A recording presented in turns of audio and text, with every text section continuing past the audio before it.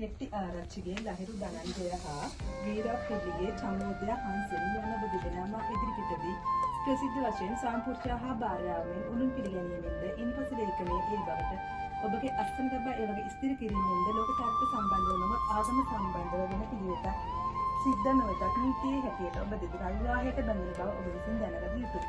තවද ඔබ විසින් දැනට බැඳෙනට අරමුණු කරගෙන ඉන්න විවාහය ඔබ ජීවිත සිටිනකෙක් අවලංගු කිරීමට බලය යොදන නඩු තීන්දුවකින් මිස වෙන හැටියට අවලංගු කිරීම හැකි බව වැඩිදුරටත් දැනගත යුතුයි. මම මේකේ වාක්‍යය අන්තිම සූදානම් කියවන්න. හෙට්ටි ආරච්චිගේ ලහිරු ධනංජය වන මම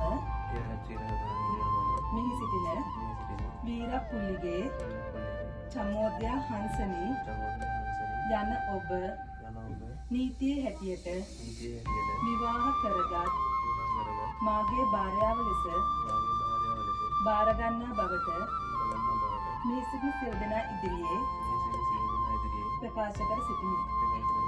මම කියන්නේ වීරප්පුලිගේ චමෝදය හංසනී වන මම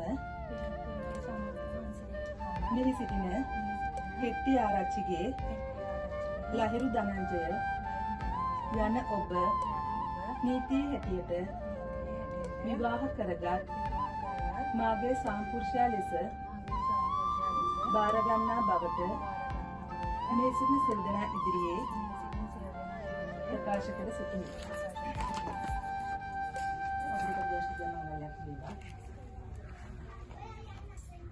කියලා බලන්න මොනවද